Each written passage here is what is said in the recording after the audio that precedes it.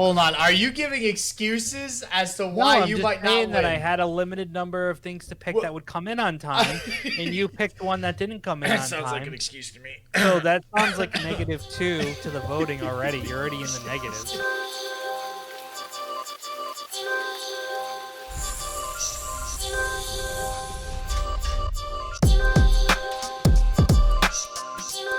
All right, everyone, and welcome to yet another edition of Game Wild, episode 51. What does that mean? That means we are one episode away from a full year. Stop showing that off. We're going to talk about that later. If you guys are watching the YouTube channel, I'm sorry, not watching the YouTube channel, listening to our podcast on your favorite app, SJW is wearing a holiday video game sweater, which we'll be talking about later, and he was just showing it over his face, which I'm pretty in love with this sweater. Video better. I think that makes the video better, actually. So maybe he should keep doing that.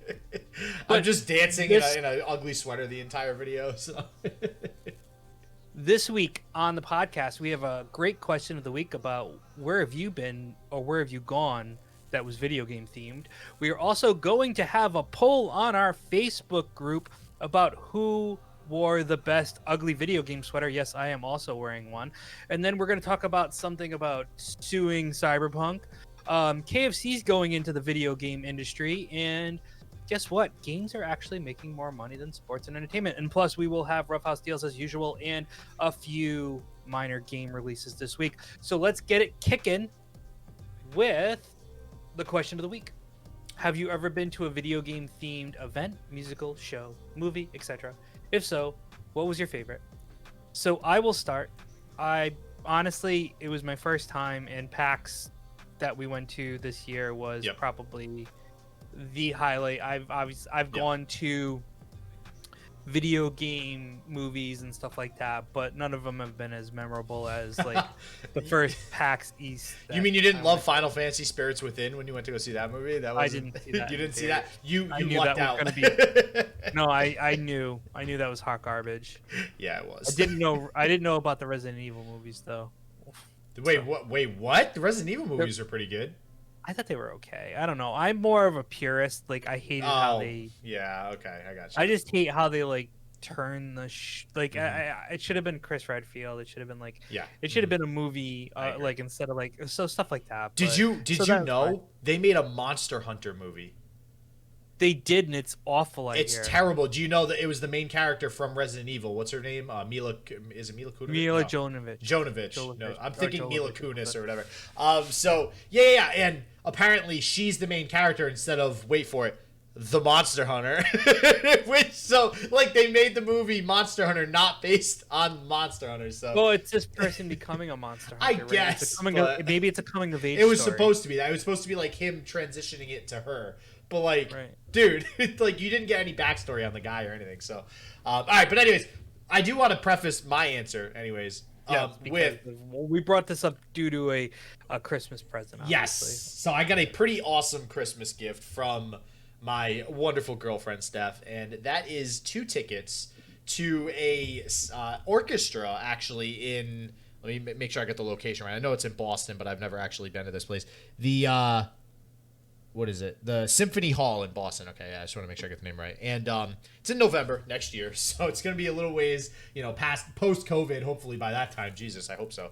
And it's basically just all of the music from Final Fantasy VII, as an orchestra, and it should be a pretty awesome event because we just went through kind of the video game awards the other day, and Final Fantasy VII Remake won Best Music, which is literally every Final Fantasy just wins Best Music. It's just such a damn good composition, the entire, every single game. So now, that's what I'm going to. I imagine that will be my favorite. I have very high expectations for a very good reason with that. I think it's going to blow my mind. But from what I've already gone to, shows, movies, I mean, PAX comes. I am going to agree with you. I'm going to say PAX. PAX is cool. PAX, and you know what? I've been to Comic-Con, but unfortunately, I've been to the Comic-Con at the Providence one. You went to a bootleg Comic-Con. Yeah, it's bad. It was bad. There's really one legit Comic-Con in San Diego. If you're not going to that one, you're going to a third-party Comic-Con that has second-rate actors and stuff that you could get a signature Whoa, with. whoa! They had like Chris whoa. Sabat and stuff there. Like they had good actors. They had Tommy right? from the Power Rangers. Yeah. Like, they had some good actors, but it's just like I don't know. It just doesn't feel. It doesn't have that same look and feel as San Diego. I know Comic-Con. they have had some high-profile people. But PAX, I kid. PAX was awesome because that was kind of when I had started with Twitch and stuff as well, and we had started with the podcast. Coming of age story. Yeah, it was a coming of age story. It was fun. There was a lot. Yeah, it was fun, but we also learned a lot too. That was the big thing. We did. We made a lot of rookie mistakes that we will fix in year 2, which we will be Whenever going. that is, yeah.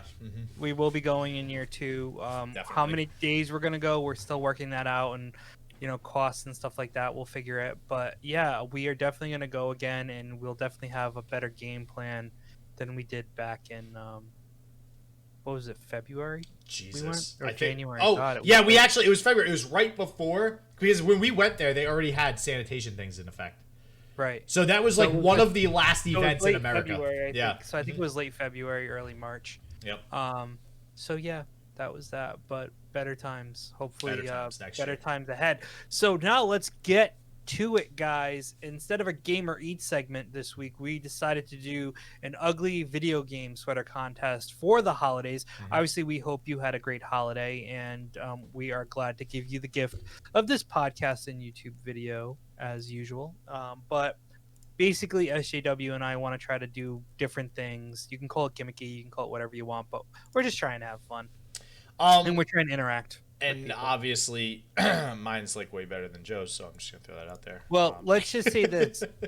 To be fair, this was supposed to happen last week, but due to SJW's inability to order proper sweaters on time, this is late. So I had slim pickings on what I was picking because I wanted to get it in for last week, which I did, but he didn't. So whoa! Are you giving excuses? Oh, hold on. Are you giving excuses as to why you might not win? That I had a limited number of things to pick that would come in on time, and you picked one that didn't come in on time. That sounds like an excuse to me. So that sounds like a -2 to the voting already. You're already in the negatives, but so yeah. You're gonna stand up and show like your full. So I will in a second because you were just showing off yours. We're trying to do the segment now, so we'll start with SJW. He has a Happy Holidays Super Mario Brothers sweater, which for those who are listening on the podcast who haven't had a chance to watch the YouTube video yet, or will be watching it later, we have Mario in his upper right chest. Looks like Luigi's in his bottom left. Like abdomen area, and then you could say it's underneath right, yeah, whatever. Okay. And then we have Bowser coming in strong with a bow at the bottom, in his bottom right, which would technically be his left, but there's a bow. Okay. Yeah, and there's Bowser, and then there's a bunch of stars and what looks like snowflakes as well, covering it, and it says Happy Holidays. Nothing on the back, right? Or is there stuff on the back? I don't think so. You tell me. I will tell you. No, it's just okay. Stars and sweaters. Nothing. Yeah, stars and sweaters. Wow. Stars and sweater. Stars and sweaters. All right, so now it's my turn. I'll let SJW do the honors of explaining what's on my chest. I got this. We have Joseph here, otherwise known as Roughhouse Plays. I'm gonna change my background real quick. Wait, to what? What do we? Whoa! Hold on. This is giving you an unfair advantage. Hold on. Let's back up. Why do you get this advantage and I don't? What are you talking about? I'm just trying. Wait, now you're just black. What are you? I know you're I'm that black. Disappointed in your sweater? You don't even want to show it? I am. I'm using software. No, what I was trying to do is Oh, now your background's black. No, I know. Hold on. What I'm trying to do is just get an original picture so you can see. Oh, okay, gotcha. So it doesn't like black out. So we're on a level playing field. Okay, I like this. Okay, so here we have Joe, otherwise known as Roughhouse Plays, in the classic light blue sweater. You can see here that we do have a white Christmas tree on both teats of Roughhouse Plays here. And in between both Christmas trees, we have 2 snowmen with Fallout. The cat. What's that? What's it again? Pip Boy. I don't know his name actually. Is it Pip? It's like the Pip Boy. Pip Boy from Fallout Guy, whatever the heck it's called. But anyways, he's playing with 2 snowmen in the middle, and there's 3 levels. So we get a 3-tier sweatshirt here. So beneath that level, that's all light blue up top. Beneath that level is more of like a brick building type deal with a door in the middle. The Fallout shelter. The Fallout shelter. We got Pip Boy again on the left, and we have some guy in a hazmat suit to the right. Which is another Pip Boy. That's all the. Another Pip Boy all the way to the right, and then a 3rd level below has 2 doors again with the brick background. There's 2 Pip Boys. Do they just both have guns, or one's got like what is that one on the right? Looks, he's got a bomb and a gun. Is that all right? A bomb and a gun, yeah. So it's basically a three-tiered or level no, Fallout poison. shirt. Looks like a poison thing. Oh, poison. But, okay, okay. And what about the back? Is there anything on the back? Nope. Just light blue. And there's like little snowflakes all throughout the shirt, so all throughout the sweater. And I don't know about you, Joe, but mine's comfy. Like I like this. Yeah, I mean, listen, these things were not cheap. No, this is like high quality, and I really like. Yeah, I will wear this sweater. I know I will wear this sweater again for sure. Oops, like, I shut my camera off again. At first I think mine was like $45. What was yours? Like 45, right? 40. Yeah. So or maybe I think 50 when everything was said and done tax. And I was kind of worried at first. I was like, man, I'm spending $50 on a sweater. Like, what? I don't do this. I don't even buy clothes. You can barely convince me to buy underwear, let alone spend $50 on a sweater. So yeah. I was a little bit disappointed at first, but then when I got it and I put it on and I felt it, like the quality of these like Luigi here, I'm just like feeling them. It's stitched in there like really well, and his white gloves are cotton. It's really good. Like I really like the quality that came with the sweater. So is the snowman and the boys and all that stuff. That's all stitched in very well. So I like it, and I think it's durable. It'll last guys, a while. If you aren't in our Facebook group, join it. You will be able to vote on whether you like SJWs or you like Roughhouse Plays. I'm gonna put it up on my Twitter too. Although my Twitter might be biased. My Twitter might be biased because they're following me, so I don't know. So you know, and we'll probably follow you because they like how annoying you are, and I'm not. So whoa! I'm annoying, Joe. We do a podcast together. You need to be honest with me, man. God, what is this? No, I'm just now. We're on the 51st episode, and now you're telling me I'm annoying. It's Festivus. It's time to air the grievances. You never answer your phone; it goes right to voicemail. Whoa! We already did that last week. You can't answer that. Well, now it's Festivus now, so I will air my grievances with you. Oh God, yeah. You join the rest of my family with me not answering my phone. So guys, thank you for checking out this part of the podcast / YouTube video. And now we no gamer eats this week, by the way. What's that? No gamer eats. I don't know if you mentioned that, but yeah. I did mention that at the beginning. Yeah. He also has a short memory, everybody. Yes, I do. So now on to the article parts of the podcast and what we found interesting this week. So now we have something to do with Cyberpunk. Yet again, Cyberpunk is in the news, this time because investors are suing CD Projekt Red because they released a game that they knowingly released without being complete. Therefore, it is time to put down the legal papers and say, hey, yo, we're suing you. Yeah, and let me, just to give you guys some context, let me read this little excerpt real quick from this article, because this is going to be a broader discussion, because it's not just, like, I think we could have all guessed this might have happened with this particular game, but it's just, we'll get into that in a second. So, an investor in CD Projekt, the studio behind Cyberpunk 2077, sued the company and its executive Thursday in federal court in Los Angeles, claiming that they hyped that this is the fact that they're actually. I wonder if this is written in the lawsuit. Like, what are you suing for? We're suing for too much hype. So that they're claiming that they hyped the game with false and misleading statements and cost him the investor and other investors money. The game suffers from a, quote, an enormous number of bugs, the lawsuit says, echoing the complaints of players. 8 million people pre-ordered this game, so that was something else that they also noted there.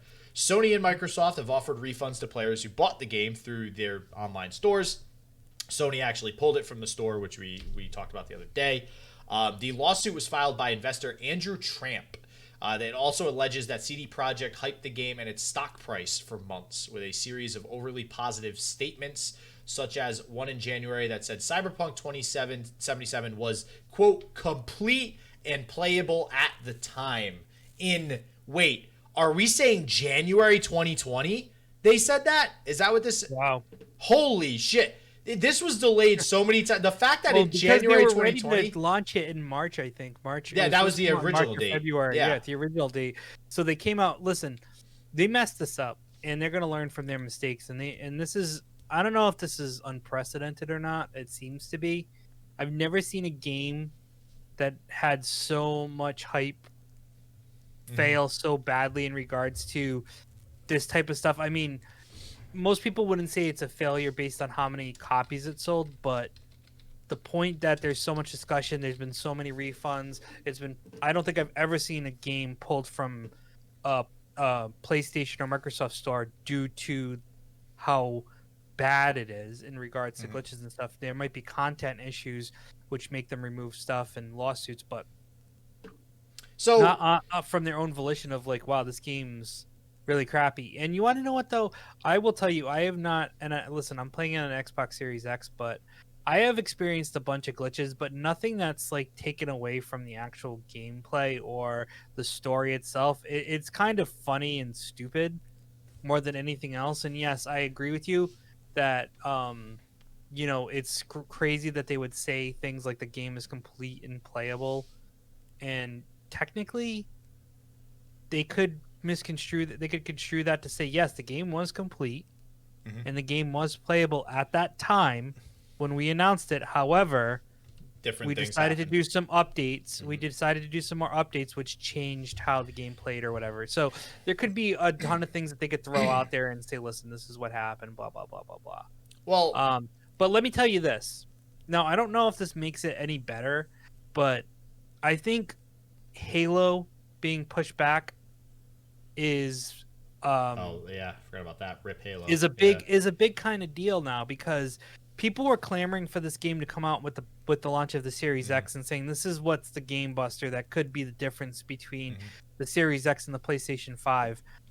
But unfortunately they had to push it back, but that could be a good thing. Now granted, CD Projekt Red also pushed back this game multiple times and it still came out incomplete. Yeah. But I think and it's tough because you can't say you could say they're a better studio, but the people driving Halo have been doing Halo for a long time, so they know what to expect. Cyberpunk 2077, it's not The Witcher. It's not like it's something different, and they tried to make it a little bit more unique.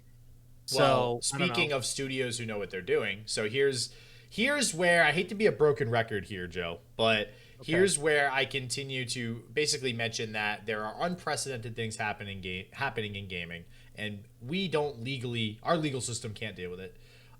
So let's talk about Bethesda.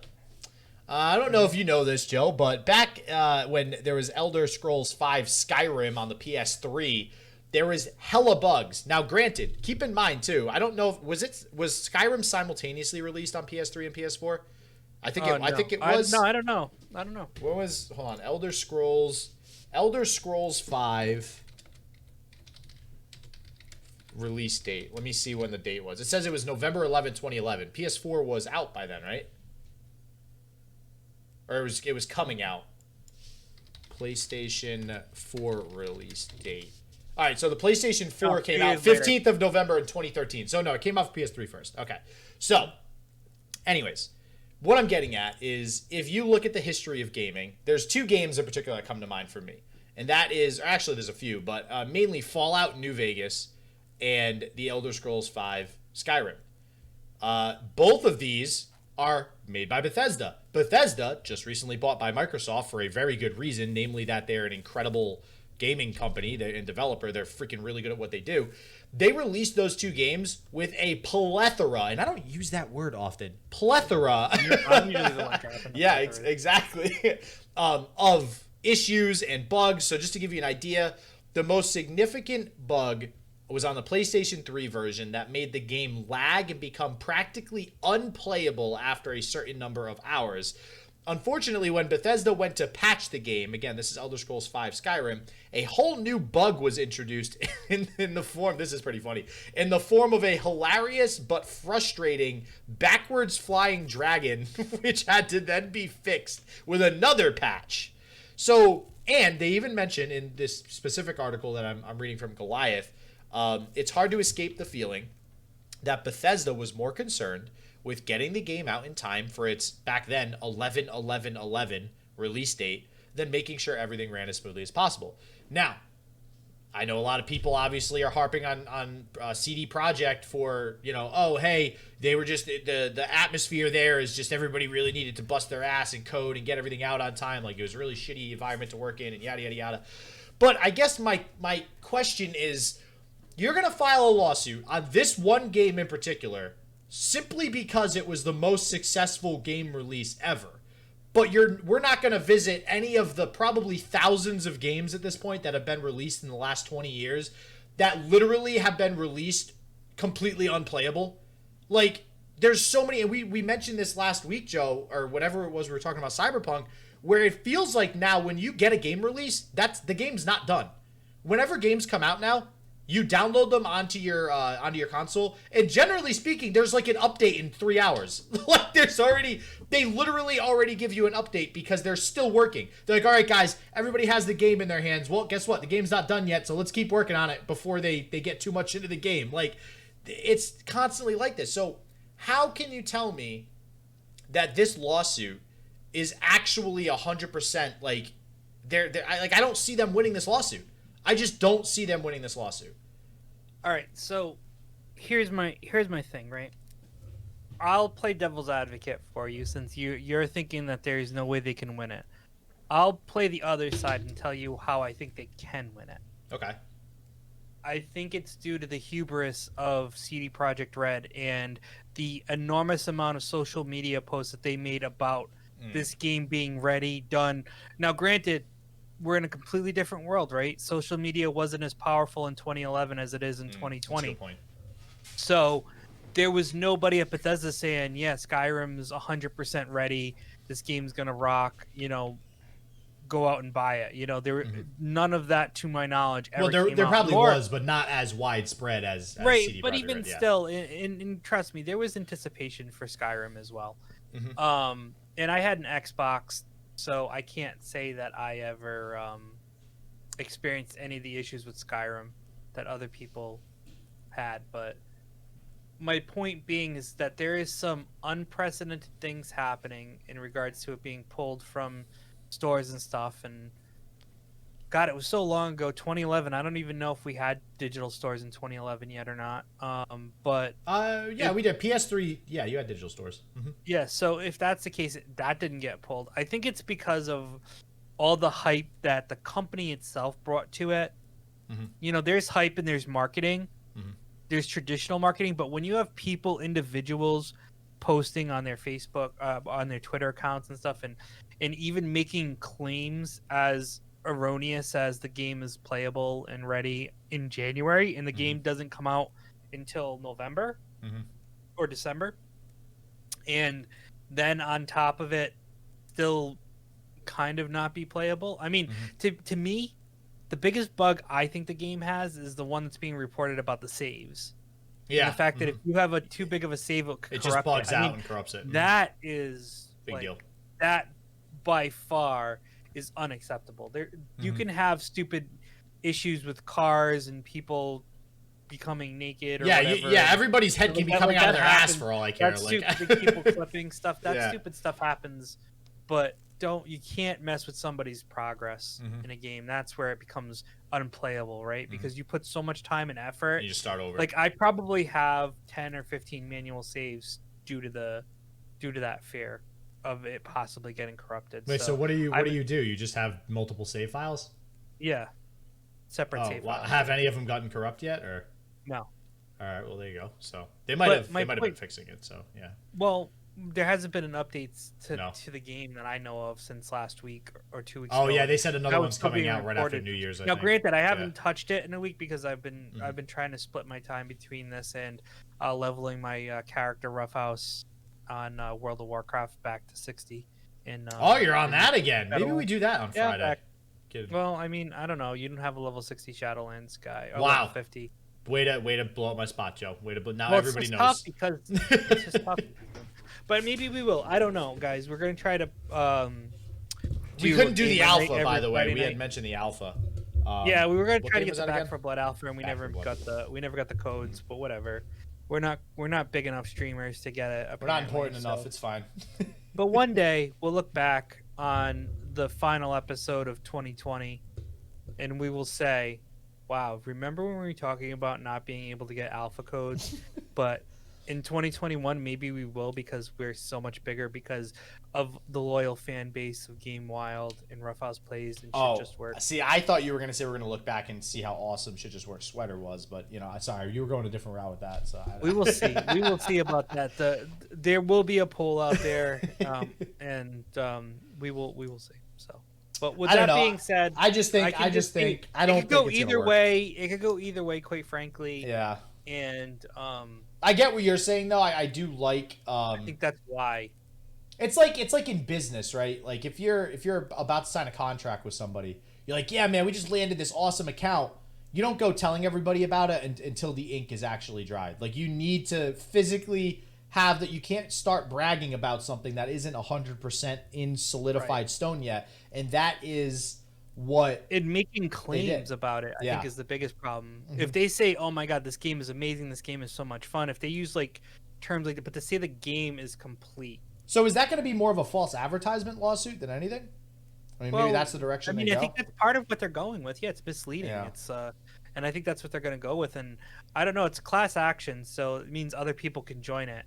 I'm assuming it would be anyone who at least pre-ordered the game. No, I don't think purchased. I think anyone who pre-ordered it more than anything else. So just so you guys know, I pre-ordered it, so I could technically be part of that. Steph pre-ordered it for me for Christmas. So there you go. So she could also be part of it as well. So with that being said, we didn't have a Gamers Eat segment this week, but I'll tell you what, I am hungry for this next article. You know what's gonna be funny? I'm gonna get this console before a PlayStation 5 and a Series X. I guarantee it. And from the sounds of it, it will be able to play Cyberpunk. Yeah. But listen, as you may know, a couple of weeks ago on our podcast, we talked about the Bud Light console and the fact that it came with the ability to keep your buds together and cool. Well, now it's time to turn up the heat. Yeah, that's right. Wow, are you trying to get paid to advertise this console? Why not? I could do it. I have the announcer voice. I mean, yeah, you can. In a world where SJW does not have a PS5, he looks for another console that he can get. And that console can also keep your chicken warm. It is the KFC console. No. It's the KF or the KF console, which is what it's C. But honestly, I don't care. It sounds better when I say it that way. It does sound better because it actually tells you that it's a KFC console. Because otherwise, if you say KF console, people might actually think it doesn't have anything to do with KFC. So here's the thing. Wow. Let me go through it real quick, guys. So it indeed does have a warming area for your chicken. So as we talk about in KFC, we talk about in Gamer Eats, and we talk about foods, and maybe we will do some fast food segments down the road because, we do love our fast food as well. You can warm up some of your chicken in there. But here's the thing. Can it stand up to next gen? The answer is it probably can. Here is some of the specs. It's supposed to have an Intel NUC 9 Extreme computer element, which houses an Intel i9 9980HK processor. Right there alone, you're coming out with some strength with an i9 processor, right? They probably just need that so it puts off more heat. It's the only reason they have that big of a processor in it. You will also be able to hot swap GPUs, which means you can upgrade your KF console down the road, unlike other consoles, but very like PCs. Storage is a pair of PCIe NVMe Seagate Barracuda 1TB SSDs, which is twice the storage you will find on an Xbox Series X, and nearly 3 times the storage on a PS5. It may not be as fast, but it's still very fast. The KFC console is also VR ready and supports ray tracing. Okay? All right? This legit has better specs than the PS5 and the Series X. It doesn't say how much RAM it has, but I don't even care. How do you gotta have at least 16, I hope. I guess my question is, how does Sony and Microsoft allow this to happen? How do they release consoles that seemingly are less powerful than this console, which for all intents and purposes is a complete meme of a console? This is not meant to be a serious console, but if enough people buy it, it actually can be. But hold on, so let's talk about the warming element for a second, because people might be wondering. That's the most important part. Why would you put a warming element in your console when your console gets very hot and you don't want it to overheat? Well, the geniuses over at KFC who designed this decided that the heat that is generated from your processor and GPU is actually diverted to this chamber, which apparently is closed off, so it would not affect heating up the other parts of the console. So technically, your warming plate is heated by your processor and your GPU. So it is dissipating the heat into this nice chamber. So, I mean, it's a similar concept to so many things that people have tried in the past, which is taking what is expelled from systems, whether that be even something like, urine, and changing it into, water at some point. It's same deal. You're taking the heat expelled from a PC or something and using it to keep something warm or to create energy. And what kills me though is, and if you guys are watching the YouTube video just a little bit earlier when Ruffhouse was talking about this, I put up the picture of the system so you guys can check out the YouTube video for the picture. Or a link in the description. Yeah. So but this article on Forbes, and I don't know if this is just because whoever wrote this article on Forbes is like 60 years old and just has a stick up their ass. I do not recommend using, this is a quote from Forbes, I do not recommend using this chamber for chicken, however, or for any other edible goods, especially ones with crumbly breading. It's a ... novel concept, but probably not very sanitary. This can't be a good idea for the computer itself, and I'm not sure you should eat chicken that is kept warm inside a custom PC. Besides, KFC isn't exactly the kind of food you should eat while playing games.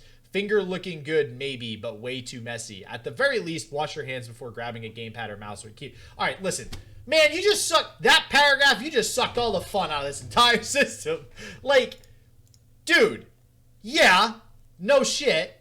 But, like, if you're buying this system, you're not concerned with eating sanitary chicken. If you're buying KFC chicken, I don't think you're concerned about eating sanitary chicken. Like, you're going to get fast food. Nobody's concerned too much anyways with how sanitary the everything is, right? They know what they're getting.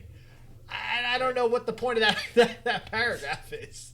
Listen, I'm going to say right now, KFC, if you listen to our podcast, which you probably don't, but if you did, and we are actually going to, let's do it. Let's send this to them on Twitter. Let's cut this piece out and send it to them on Twitter. We will love to review your KFC console on Game Wild, and we would do it live.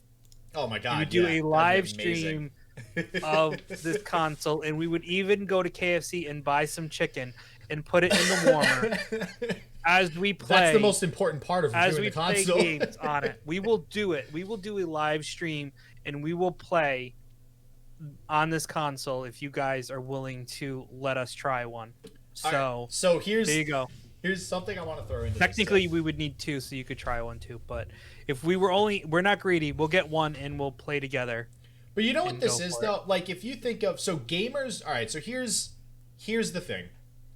There are two, if not three segments now. There's three segments now that you want to appeal to in gaming, and there never used to be that many segments. There might even be four. And I'll tell you what I mean. So essentially, you have the child. So you have the children, right? So games like Jesus, what was the game that you played? It was the first PS5 game. The I don't even remember the vegetables and stuff. Something World or something. Yeah. No, what was it? It was Bug Snacks. So Bug Snacks. Yeah, I thought yeah. you were talking about the other one, but yeah. No, Bug Snacks. So like, nah, man, that's not a kid's game. I know. Dark.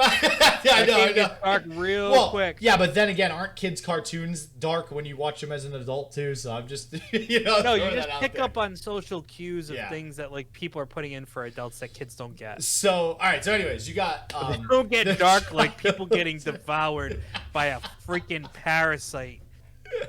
All right. Okay. So you have at the end of the game. Listen, spoiler alert, because I beat it. At the end of the game, you have to get off the island, and you have to defend all of the people that you've met in the island. And if you don't, they get devoured by Bug Snacks. And on top of it, there are relationships between multiple ones. So if one survives and the other doesn't, you get to basically see their heartbreak in front of you, as well as their lover/friend is consumed by a parasite of a hamburger or some type of weird fry food or something. So that was a meme game. And actually, fun fact, Game Informer gave it a 7.5. So I'm not saying it wasn't fun. Terrible, I'm just saying it's not a kid's game. No, I agree. But anyways, all right. So maybe bad example, but kid games. Mario. Right? Yeah, Mario. There we go, Mario. Which actually, but that kind of covers two segments. But anyways, children's games. So. Then you have the core. You started off. Then you have like teenagers and early college, and that's like the Halo. That's getting more into esports and like the core gaming group, right? Then now here's where I'm up in the air as whether there's like a third and fourth segment. So the third segment would be like our generation, which is people that grew up as video games became a huge worldwide thing and are just gamers at heart. That just love playing video games. And that's probably anybody from like 28 or 26 to 40, right? And then you have the very older generation. Like even my grandpa plays video games and he's like, almost 80 years old. You could consider that maybe a separate segment. So maybe like 4 segments. Now, the reason I mentioned that is this specific console, right? PS5 and Xbox Series X to me are made to appeal to those middle two and possibly even that fourth segment. Everybody, for the most part. Anybody who can afford to buy the console, right? Obviously children can't. The KF console is literally targeted at just that second core gamer group. The people that are teenagers living with their parents still, that just want that ultimate, I can sit in my chair and not move and grab some chicken out of my console and I have my mini fridge with my Mountain Dew. And college, this is dorm room. Yes, please. This is like the perfect dorm room console. So I think their game plan here is perfect. I think they're targeting the new generation of gamers with this, and it's genius. And two other things. The logo, did you see the logo, Joe, for it? So clean. The 3. So clean. Yeah. Such a great logo. And the best part, if you guys aren't sold on this system, just to eat chicken out of it, the best part is on their Twitter account, KFC Gaming, which, yes, that is now a thing. KFC Gaming is officially a thing.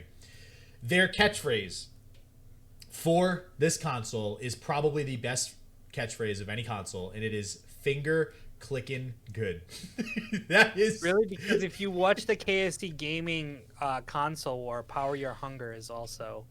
Yeah, I mean, Power Your Hunger it looks like that's another hashtag they're using, but no, finger clicking good. Like, come on, man. That is some genius. That is a very simple thing to think of, but it is freaking genius. The most genius things are the simplest things, and finger clicking good hits me right in the feels, man.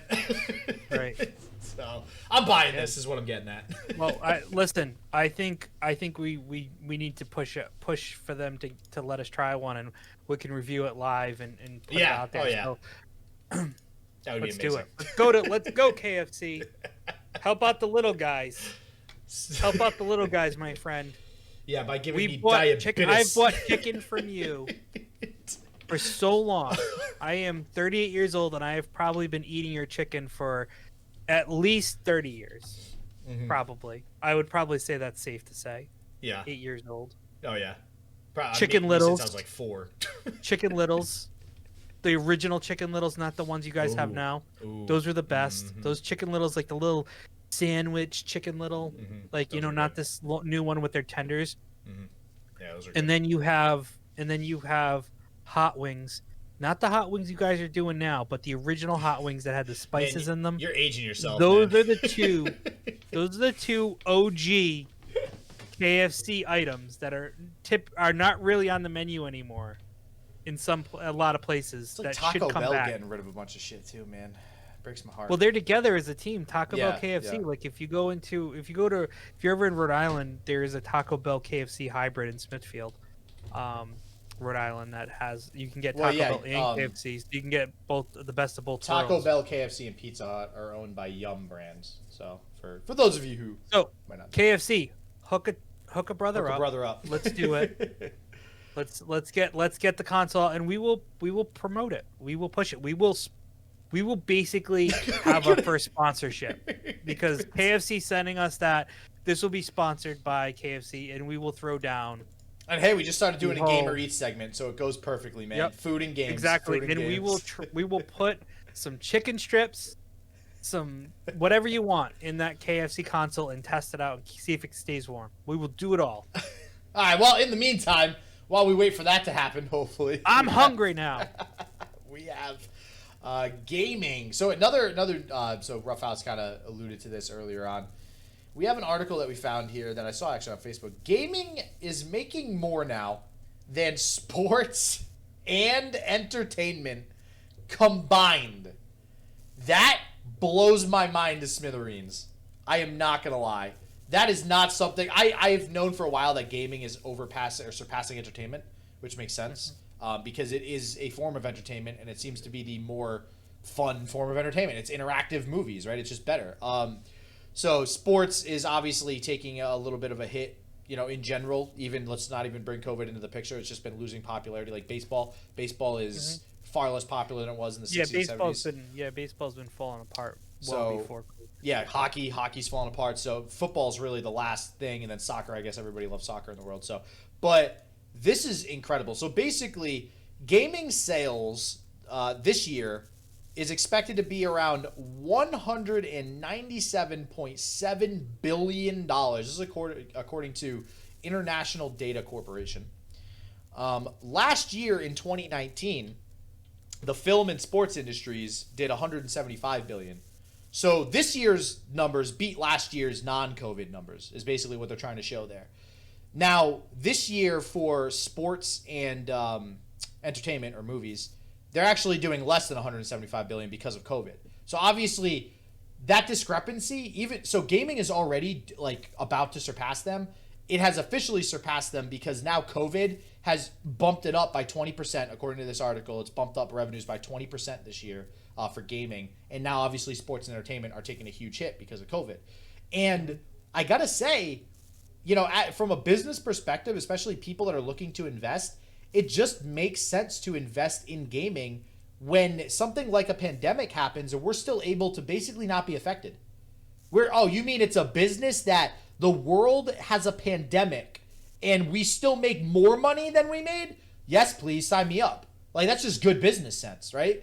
And that's kind of one of those things that people look at when they look at businesses. They look at, well, what could happen? How does weather affect this business? How does weather negatively impact this revenue? How does political affairs and events impact this revenue, right? In this case, it's how does the world ending impact this revenue? Well, it doesn't. It doesn't. The world ending makes people want to play other video games to act like the world is ending in those video games. So it's just crazy to me that this is the point that we're at for gaming, and it actually it makes me a little scared, and I'll tell you why.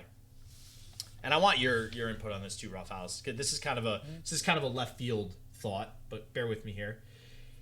Virtual reality, Ready Player One. You've seen it, right? Yep. Awesome movie. Read the book. Oh yeah. I have not read the book. I kind of want to read it. Way better book. Really? And I'm Okay. currently starting to read Ready Player 2, which is. Oh, I got a Kindle. I got a Kindle for Christmas too. So There you go. Well, I'm listening to it on Audible, but. oh, excuse me. Well, So, it's not time to read as much. so I love the idea of Ready Player One. I would love for gaming to get to that point. The scary part is that I see what social media and the internet does to people who can't control social media and the internet. People that can't use everything in moderation. Similar to, like, I know this is kind of a crazy comparison, but similar to a drug addict, you know, there are some people that just let social media and the internet negatively impact their lives. And I fear that virtual reality, as awesome and as good for the world as it will be, if we're seeing this much of an increase in sales in a pandemic, that leads me to believe that a lot of people, when VR gets to that point of Ready Player One, a lot of people are going to have no problem just sinking their lives into that game and saying, fuck the real world. I don't give a shit about it. I'm just going to, I'm going to quit my job. I'm going to play this game and I'm going to live in a shithole. And kind of, which is kind of the mentality that Ready Player One had in the beginning of the movie, where everybody's living in these like barely like trailer park type houses. I actually am concerned. Stacked on top of each other. Yeah, stacked on top of each other, because nobody gave a shit about anything other than playing that game. Well, it was more than that, but there was some political on the surface, and obviously, but yeah. On the surface. So I don't know. I mean, what are your thoughts on? Is this a good thing for gaming? Is this overall? Don't get me wrong. Overall, let me finish with, I think this is great for gaming.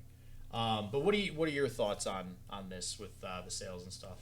Yeah, I mean, I think it's great for gaming. It kind of lends some validity to all the stuff that we've dealt with in the past about people thinking that gaming is something that's like a one-hit wonder type situation, and there's really no reason to be playing games as much as you play them because you get nothing out of it. And now you see esports and you see all the money people are making and things like that. You have arenas and stuff. So listen, technology is going to move forward no matter what, and there's always going to be people who fall into these problems and say, listen, you want to talk about, it's already happening, okay? Look at World of Warcraft for an example. Back in the day when World of Warcraft hit, there were people who were basically locking their lives away, and all they were doing was playing World of Warcraft. They didn't care about their social abilities. They didn't care about what they were doing, physically, socially, I should say. But any of that stuff, like, you can watch the South Park episode that they made about the game, and that's a perfect example of like what can happen to people if they just decide to keep playing without any regard for their health, safety, and people have died apparently from playing the game because they just like don't take the time to sitting take at the care computer of too themselves. long. Yeah, and actually that's a good comparison, because I remember when I was younger in like high school, or about to start college, that was right when World of Warcraft was getting really, really big, because I think it came out 2001. Does that sound believe right? so, yeah. And I started college in like 2009, so this was like right at the precipice of like World of Warcraft is now the most popular MMO. Final Fantasy 14 came out and flopped, so like everybody was on the World of Warcraft bandwagon, and that was 2004. Okay, all right, so yeah, so that definitely solidifies. Yeah, hell yeah, 2008, 2009 was right when it was like at its peak. Everybody was getting on board, and I remember that the running joke at the time, whenever anybody mentioned video games, World of Warcraft kind of defined video games at the time, and it was, oh, well, don't play World of Warcraft because your life will get sucked away into the game, like you'll spend millions of hours and lose your job. Like, it was a running joke that everybody would joke about, and we joked about it because we didn't really let it happen to us, at least my friend group and stuff. But like you said, there was people that would have problems with stuff like that. So. I don't know. It's just going to be interesting to see once we do get to that true virtual reality, which I think at some point we will get to, whether it's in our lifetime or the next. Hopefully it's our lifetime. Fingers crossed. We will get there. Like you said, technology will advance. It's just, how soon. So Exactly. So, with that being said, it's time for Roughhouse Deals. This week, we found something happening over at GameStop. 50% off specific games, but the one in particular that I saw here is Immortals Phoenix Rising. Just came out, and now it's on sale for $29.99, including the PlayStation 5 version. So you can get the PlayStation 5 version for $30, and the Xbox version is an Xbox / Xbox Series X version and then you have a physical PS4 version as well. All $30, and the Switch. I'm sorry, Switch as well. All $30. This game is normally retailed at $60. Only the physical copy, though, not a digital copy. Digital copies are still $60. But they also have a deal where if you buy one game at $30 or more that's brand new, you can get 30% off a pre-owned game. If you buy two new titles at $30 or more, you get 50% off one pre-owned game. So pretty good deal if you are looking to spend some gift cards that you may have gotten over the holiday season, and get something brand new, and then get something used at a discount. So did you find there out you go, how guys. long that's for? I did not see the promotional. Well, let me check the details to see if it is. Because I want to pick that up. I've heard nothing but good eligible good products. things. It's not telling us how long, but typically we're doing it on a Saturday, so there's a good chance that it When might did it be start? gone.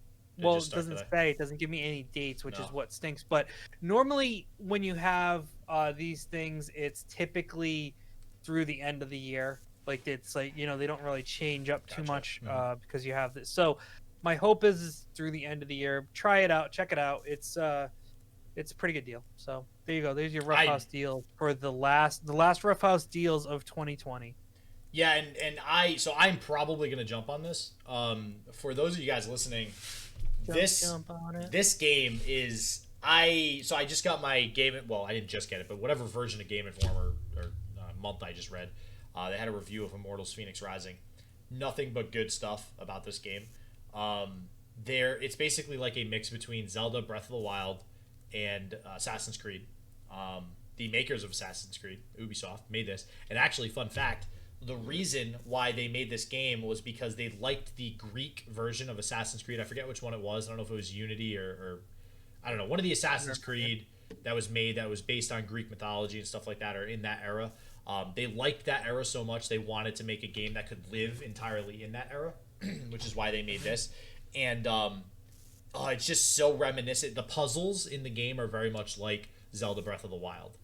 You like move boulders and stuff, and you have a bow, you have wings, you have a sword, you have an axe, these different weapons, and you can upgrade your max health. So similar to Zelda, where like you find something that adds to your max health for the rest of the game.